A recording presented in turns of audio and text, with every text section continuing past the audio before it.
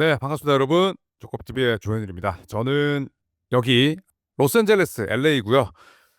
골든스테이트와 레이커스 다소 좀 맥빠진 경기를 보긴 했습니다만 그래도 경기장 분위기는 상당히 좋았고 또 루크 캐너드의 이 데뷔전으로 인해서 생각보다 많은 레이커스 팬들이 굉장히 많은 관심을 갖고 지켜봤습니다.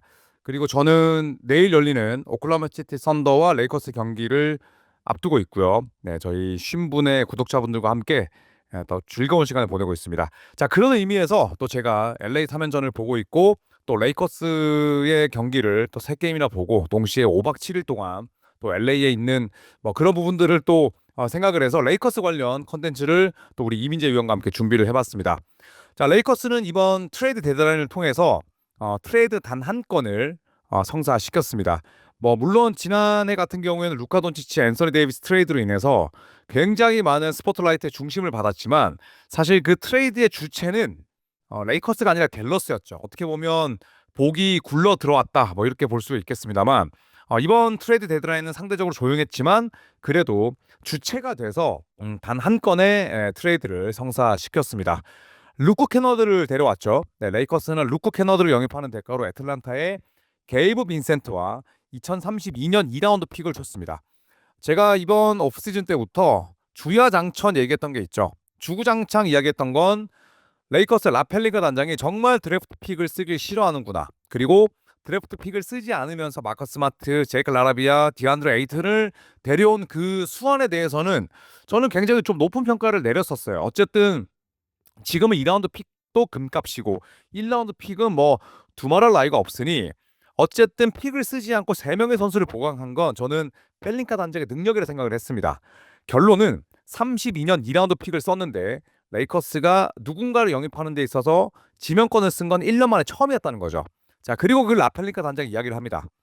루크 캐너드는 리그 최고의 슈터다. 또한 리그 최고의 슈터를 팀에 추가한 건 대단한 기회다. 캐너드의 그래비티와 공간 창출 능력이 우리에게 필요했다.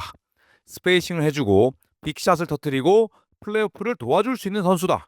마지막으로 플레이오프에서는 루이 하치무라를 활용해서 스몰 라인업을 가동할 수도 있다. 이렇게 이야기를 했습니다.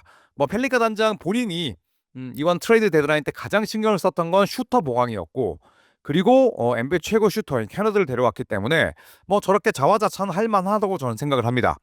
자, 그리고 저희 조코피TV 구독자들과 함께 직관했었던 지난 레이커스 골든스테이트 전이 루크 캐너드의 데뷔전이었습니다. 물론 컬이 빠졌고 본치치가 또 부상으로 나오지 못하면서 저도 상당히 아쉽긴 했습니다만 그래도 아주 작은 위안이 됐던 건 캐너드의 데뷔전이었죠. 26분 뛰면서 굉장히 쏠쏠한 활약을 펼쳤습니다. 10득점, 2리바운드, 2어시스트, 1스틸, 필드골 7개 중에 4개, 그리고 최대 장기인 3점은 4개 중에 2개였습니다. 자, 루크 캐너드가 이렇게 인터뷰를 합니다. 오픈 3점 기회가 많을 것이다. 돈치치와 르브론이 수비를 집중시킬 것이기 때문이다. 나는 공간을 넓히고 항상 공격적으로 플레이하는 게 중요하다. 이렇게 이야기를 합니다. 뭐 그동안 LA 클리퍼스, 디트로이트, 뭐 애틀란타 여러 팀들을 거쳤지만 돈치치나 리브스나 르브론 같은 스타급과 뛴 적은 없죠. 네, 물론 뭐 트레이 형도 마찬가지고 제임스 하든도 그렇고 굉장히 훌륭한 슈퍼스타지만 이런 헤비 볼핸들러, 훌륭한 플레이메이커, 퍼실리테이터 혹은 기회를 제공한다고 해서 프로바이더라는 표현도 많이 쓰죠. 그러니까 이런 선수들을 완전 다발로 내 동료를 둔 채 뛴 적은 없습니다. 자, 그리고 제이제 레딕 감독은 어떻게 본다면 캐나드와 플레이 스타일이 동일하진 않지만 비슷한 역할을 맡았던 그런 경험이 있죠. 제이제 레딕 감독이 캐나드에 대해서 가장 저평가된 부분은 하프코트 공격에 시발점 역할을 할 수 있다는 점이다. 아이버슨 컷을 활용한 돌파, 사이드 픽앤롤 등을 이어갈 수 있다. 일관되게 올바른 판단을 내릴 수 있다. 이렇게 얘기를 합니다. 저는 루크 캐너드에 대해서 항상 일반적인 퓨어 슈터보다는 훨씬 더 입체적인 선수다라는 표현을 많이 썼습니다.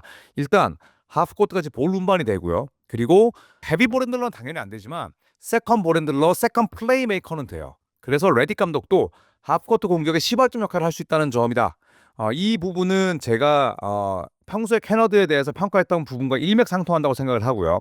아이버슨 컷은 종의 움직임이 아니라 횡의 움직임입니다. 특히 하이포스트를 이렇게 가로질러 가서 볼을 잡고 그 다음에 피켓롤을 하거나 아니면 3점을 던지는 그런 전술. 그리고 사이드 피켓롤 같은 경우에는 사이드 픽앤롤은 사실 왼손잡이 선수에게 저는 더 유리하다고 생각을 해요. 코트 오른쪽에서 플레이를 했을 때 훨씬 더 다양한 공격을 만들어낼 수 있기 때문에 저는 캐너드의 높은 BQ, 그 다음에 또 왼손잡이 슈터, 거기에다가 생각보다 훌륭한 플레이메이커 능력을 저는 굉장히 높이 평가를 했었습니다. 그래서 레이커스의 이번 영입은 굉장히 훌륭하다고 생각을 하고 2017년 이후, 그러니까 한 9년 됐죠. 최소 500경기 출전, 그리고 100개 이상의 3점을 시도한 79명 가운데 3점 성공률이 압도적인 1위입니다. 44.2%. 자, 우리가 9개 던져서 4개 넣으면 확률이 얼마인가요? 44.4%죠. 그러니까 지난 2017년 이후에 9개 던지면 미스가 단 5개밖에 없다는 겁니다. 얼마나 훌륭한 슈터인지를 알 수가 있는 거죠. 자, 남은 건 건강한 시즌 마무리입니다. 레이커스의 뎁스 차트는 현 시점에서 이미 정해졌죠. 물론 바이아웃 시장이 있긴 합니다만 뭐 거의 움직임일 수 있는 여지는 없고, 루카 돈치치 1번, 그리고 나중에는 스마트가 백업으로 가겠죠. 그리고 서드 유닛으로 닉 스미스 주니어, 2번이 오슬 리브스, 그리고 루커 캐너드가 식스맨 역할을 스마트화 할 겁니다. 그리고 달튼 크넥트는 뭐 서드 유닛, 로테이션 아웃, 그리고 3번은 르브론 제임스, 그리고 제이크 라라비아. 저는 레이커스가 더 반등하기 위해서는 라라비아 벤치로 내려야 됩니다. 너무너무 못한다기보다는 일단 슈팅이 안 되는 선수는 필요 없어요. 그렇다고 해서 라라비아가 뭐 엄청난 온볼 디펜더도 아니고, 라라비아는 지금 당장 출전 시간을 저는 개인적으로 줄여야 된다고 생각을 하고요. 4번은 루이 하치무라, 그리고 백업은 제라드 밴더빌트와 듀류 팀이, 그리고 5번은 당연히 디안드레 에이튼이지만 잭슨 헤이즈와는 거의 플래톤 시스템으로 가도 무방하다. 그만큼 헤이즈가 많은 발전을 이뤘고요. 최근 들어서 막시 클리버 좋습니다. 어제 벤치에서 나온 레이커스 선수들 가운데 가장 많은 박수를 받았던 선수가 첫 번째는 루크 캐너드, 두 번째는 클리바예요. 클리바가 최근 들어서 굉장히 잘해주고 있습니다. 자, 그렇다면 레이커스는 왜 트레이드 마감 기간에 조용했을까요? 자, 우선 다들 아시겠지만 올해 여름 2026년에 셀러리 캡을 확보하는 게 최우선 과제입니다. 비제한적 FA가 되는 선수만 5명이에요. 르브론 제임스, 루이 하치무라, 루 캐너드, 막시 클리바, 잭슨 헤이즈까지 무려 5명입니다. 로스터의 3분의 1이 비제한적 FA예요. 그리고 플레이 옵션을 보유한 선수가 오셀 리브스, 디안드레 에이튼, 마커스 스마트인데, 장기적인 플랜을 갖고 레이커로 남을 선수는 오셀 리브스 1명밖에 없긴 하죠. 자, 라펠링카 단장 이야기합니다. 다가올 여름에 선택권을 갖는 것이 우리에게는 매우 긍정적이다. 여러 가지 옵션이 있으니까. 그러나 우리는 트레이드 마감 기한에 매우 공격적으로 나섰다. 네, 뭐 또 자화자찬이네. 대신 단기적인 해결책이 장기적인 비전에 맞지 않을 수 있다는 점을 고려했다. 매우 공격적으로 임했고 수많은 움직임을 검토했다. 뭐 이렇게 이야기를 했습니다. 실제로 레이커스 관련한 소문들이 많았습니다만 레이커스 구단은 전통적으로 그래요. 소문이 나면 오히려 이루어지지 않습니다. 라펠리카 단장이 어떻게 뭐 지역지 기자들이나 혹은 뭐 언론들을 구워 삶았는지 몰라도 굉장히 조용히 일 처리가 되는 선수들을 오히려 영입을 하고, 변주 굴리면 거의 다 영입 안 됩니다. 네, 그래서 그런지 일단 라펠리카 단장은 딱히 소문이 없던 캐나드를 영입을 했고, 그 이후에 뭐 여러 가지 소문이 있었습니다만 별다른 움직임은 없었습니다. 자, 레이커스 옆에는 누가 있나요? 클리퍼스 아닙니다. 네, 레이커스만큼 인기 구단, 그리고 뭐 혹자들은 레이커스보다 더 인기가 많다고 하는 LA 다저스가 있죠. 최근 들어 다저스는 뭐 백투백 우승도 차지했고 메이저리그를 대표하는 슈퍼 명문입니다. 2020년 이후에 레이커스 같은 경우에는 행보가 좀 아쉽긴 해요. 2020년에 다저스도 우승을 했죠. 그때 뭐 단축 시즌이라 미키마우스 우승이다 뭐다 했지만 그 이후에 백투백 우승합니다. 반면 다저스의 우승과는 달리 레이커스는 아쉬운 점이 있어요. 2020년 우승 이후에 1라운드 지명권은 2개를 포기했는데 그 대가가 아쉽습니다. 누구냐? 데니스 슈러더와 러셀 웨스트브룩이에요. 그렇게 1라운드 픽을 아끼는 정말 1라운드 픽 구두쇠 구단이 1라운드 지명권 2개를 잘못 썼어요. 그리고 나서 1라운드 지명권에 대한 집착이 더욱 심해지죠. 자, 그리고 드래프트 1라운드 지명도 대부분 실패했습니다. 나란히 17순위에 뽑힌 젤런 후드 시피노, 그리고 달튼 크넥트, 전부 다 NBA 커리어가 단절됐거나 단절될 가능성이 높은 연건들입니다. 빠르게 끝난 거죠. 그리고 MLE 미들 레벨 익셉션 계약도 실수 연속이었어요. 첫 번째 몬트레즈 헤럴 망했죠. 두 번째 로니 워커 망했습니다. 켄드릭 넌, 아마도 마이애미 출신 가드들을 영입하지 않겠다는 생각이 든 첫 번째 선수일 거예요. 그러니까 MLE는 굉장히 중요합니다. 왜냐? 어쨌든 익셉션이잖아. 예외 조항인데 죄다 실패했습니다. 또 하나, 유망주를 발굴했지만 그 이후에 레이커스가 그 유망주를 믿지 못하고 아니면 그 유망주의 잠재력을 충분히 발현시키지 못하고 혹은 그 유망주가 가지고 있는 포텐셜을 알아차리지 못하고 내보낸 선수들이 많았습니다. 첫 번째 알렉스 카루소, 테일러 호튼 터커에게 더 많은 돈을 줬죠. 또 하나 스카티 피펜 주니어. 피펜 주니어 여전히 레이커스 싫어합니다. 또 하나는 지금 인디애나 뛰고 있는 제이 허프. 또 하나는 조던 구딘. 네, 조던 구딘 같은 경우에는 마커스 스마트를 영입하기 위해서 어쩔 수 없이 내보냈지만 레이커스가 이 선수들을 모두 다 잡을 수 있는 기회가 있었는데 놓친 건 사실이니까 최근 들어서 이렇게 많은 선수들을 또 내보내기도 했습니다. 자, 매브스 머니볼에 커크 핸더슨이 이렇게 얘기를 했습니다. 2020년 우승은 조직의 유능한 덕분이 아니다. 그러니까 레이커스가 윤회해서가 아니다. 르브론, AD 그리고 리치 폴 에이전트가 레이커스를 선택했기 때문이지 레이커스 구단이 일 처리를 잘해서 뭐 한 건 아니다. 이렇게 얘기를 하면서 NBA는 어느 때보다 똑똑해졌다. 돈치치 트레이드를 제외하면 레이커스답게 행동하는 것만으로 우승을 기대할 수 없다라고 굉장히 냉철하게 이야기합니다. 자, 그리고 새 구단주의 마크 월터는 LA 레이커스를 다저스 롤모델로 레이커스를 개편하겠다. 이런 계획을 지금 잡고 있어요. 자, 마크 월터 같은 경우에는 현재 다저스를 소유하고 있는 인물입니다. 그렇기 때문에 다저스와는 뭐 굉장히 때려야 뗄 수 없는 밀접한 관계가 있죠. 그래서 2012년에 다저스를 인수 이후에 3번의 우승을 차지한 전적이 있기 때문에 충분히 레이커스를 다저스화 시켜서 명문으로 발돋움하고 여기에 보스턴을 뛰어넘는 그런 팀으로 만들겠다라고 이야기를 하는 거죠. 자, 저희가 이민재 위원과 함께 CBS 스포츠 기사를 참고했어요. 그래서 이 CBS 스포츠 기사에 나온 이야기를 축약해서 마무리를 하도록 하겠습니다. 자, 두 번째 본질적인 진실로 연결됩니다.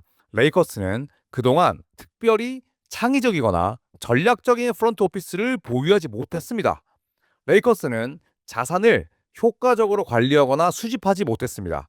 루카 돈치치 영입을 제외하면 2020년 우승 이후에 2차례 트레이드에서 1라운드 지명권을 포기했습니다. 하나는 1년 만에 떠난 데니스 슈러더를 위해서였고 다른 하나는 시즌 중 러셀 웨스브룩의 샐러리를 털어내기 위한 것이었습니다. 그 딜에서 남은 선수는 제러드 밴더빌트 뿐입니다. 낭비된 1라운드 픽을 말하자면 젤런 후드 시피노라는 이름 기억나시나요?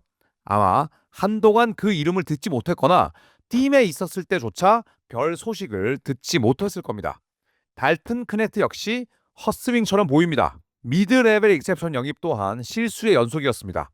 몬트레즈 헤럴과 로니 워커는 1년 만에 레이커스를 나갔습니다.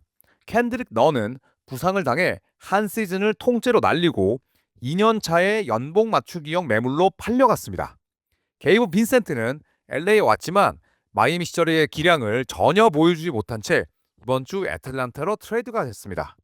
지난 여름에는 견실하지만 평범한 윙 자원인 제이크 라라비아와 NBA에서 세 번째로 높은 림 야투 허용률을 기록 중인 수비의 핵심 디안드레 에이튼을 영입하는 데 시간을 보냈습니다. 그들은 뎁스를 채워줄 유망주를 발굴하고 육성하는 데 애를 먹었고 리브스를 제외하고 어렵게 찾아낸 이들은 대개 손가락 사이로 빠져나갔습니다. 알렉스 카루소가 대표적이죠. 아주 저렴한 계약으로 생산적인 롤플레이어가 된 스카티 피펜 주니어와 제이 허프의 사례는 뼈아픕니다. 조던 구디는 피닉스에서 필수적인 존재가 되었습니다. 레이커스는 지난 여름 그를 유지하고 2년 주기 익셉션, 그러니까 BAE라고 하죠. 바이애뉴얼 익셉션으로 마커스 스마트를 영입하는 데 필요한 아주 적은 금액조차 마련하지 못해 조던 구딘을 방출했습니다. 외부 재능을 영입할 때에도 대개 드래프트 순위, 예를 들어 캠 레디시, 루이 하치무라, 잭슨 헤이즈, 말링 몽크, 모밤바, 에이트 모두 전직 로터리픽 출신이죠. 이 드래프트 순위나 혹은 과거의 업적, 즉 스마트, 올해 수비수였지만 멤피스에서 2년 동안 고전했고 2020년 팀에는 30대 올스타가 7명이나 있기도 했습니다. 그러니까 이런 선수들에게 의존한다는 거죠. 정리하자면 드래프트 순위에 집착하거나 과거의 업적을 지나치게 높이 평가하는 데 레이커스는 많은 힘을 쏟았다는 겁니다. 루카 돈치치를 영입한 지 1년이 지났지만 향후 돈치치와 함께 장기적인 주전으로 활약할 것으로 기대되는 선수를 단 한 명도 추가하지 못했습니다. 여기서 식별 가능한 계획이 있다면 유명한 선수를 실제 가치보다 싸게 얻기를 바라는 것뿐인 듯합니다. 물론 이런 방식이 NBA 역사에 상당 기간 동안 통하긴 했습니다. 12개월 전 경질되기 9개월을 앞두고 있던 어느 단장이 돈치치를 쟁반에 담아 바쳤을 때에도 통했죠. 매브스 머니볼의 커크 앤더슨의 표현을 빌리자면 역사의 긴 줄기는 레이커스를 향해 굽어 있습니다.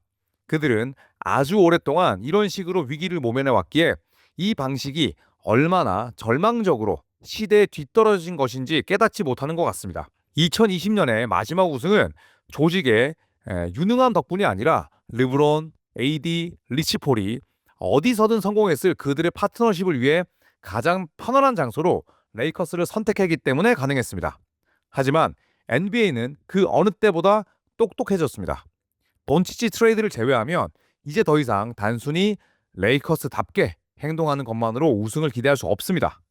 리그 최고의 팀들은 너무나 창의적이고 체계적입니다. 레이커스의 새 구단주 마크 월터는 그 사실을 잘 알고 있습니다. 그가 현재 다른 종목에서 가장 영리한 팀인 LA 다저스를 소유하고 있기 때문입니다. 디 애슬레틱의 단 보이키는 리그 소식통들이 레이커스가 이번 여름 다양한 프런트 오피스 직책에 대한 대대적인 영입을 단행할 것으로 예상하고 있고, 그 계획은 프런트 오피스를 월드 시리즈 우승팀인 LA 다저스 모델로 개편하는 것이다 라고 전했습니다. 이것이 정확히 무엇을 의미하는지는 지켜봐야 합니다. 주목할 점은 월터가 2012년 다저스를 인수했을 때 기존 단장인 네드 콜레티를 해고하고 앤드류 프리드먼을 영입했다는 사실입니다. 프리드먼은 이후 3번의 월드 시리즈 우승을 일궈냈습니다. 이것이 현재의 농구 부문 최고 책임자인 라플링카 치니버스의 측근인 커트 및 린다 램비스 혹은 다른 주요 경영진의 축출을 의미하는지는 불분명합니다. 하지만 적어도 중대한 변화가 다가오고 있는 것으로 보이며, 최근 스카우트팀 대부분을 해고한 것이 전조라면 그 누구도 절대적으로 안전하다고 장담할 수 없습니다. 자, 이게 CBS 스포츠에서 굉장히 심층적으로 분석한 기사입니다. 저희 조코피 TV도 레이커스 구단과 굉장히 좀 많은 인연이 있고 또 긴밀하게 협의를 합니다만, 레이커스의 최근 분위기가 조금씩 달라질 수 있다는 거죠. 그래서 저는 르브론 제임스가 레이커스 유니폼을 입고 은퇴한다에 굉장히 무게감을 실었었는데, 지금은 조금 다른 것 같아요. 지금은 레이커스와 르브론의 이별이 사실상 결정이 났다, 이런 보도도 많고, 레이커스가 중대한 변화 앞에 또 기로 앞에 서 있음은 분명해 보입니다. 자, 어쨌든 제가 또 LA에 오기도 했고 또 레이커스 3연전을 보기도 했는데, 여러 가지 레이커스의 변화를 바라는 분들에게는 저는 오히려 긍정적인 뉴스라고 생각을 해요. 수많은 또 그동안의 부침이 있었고, 하지만 레이커스는 그 기간 동안 단 한 번도 탱킹이 없었습니다. 그만큼 명문이기도 하고 우승을 많이 달성했었는데, 자, 레이커스가 과연 프런트 오피스에 어떤 변화가 있을지 또 함께 지켜보시는 것도 재밌을 것 같습니다. 자, 저는 미국에 있지만 컨텐츠는 계속 이어집니다. 여러분께서 또 늘 보내주시듯이 또 많은 사랑과 관심과 또 좋아요 눌러주시면 감사하겠고요. 또 저희 4월 초에 워리어스 3연전을 갑니다. 워리어스 구단으로부터 특별 섹션을 또 지령받아서 이번에는 1층에서 3경기를 보니까요. 자세한 사항은 조코피 인스타, 제 조현일 인스타 혹은 유튜브 조코피 TV 커뮤니티를 또 참고해 주시면 감사하겠습니다. 열심히 달리겠습니다. 감사합니다.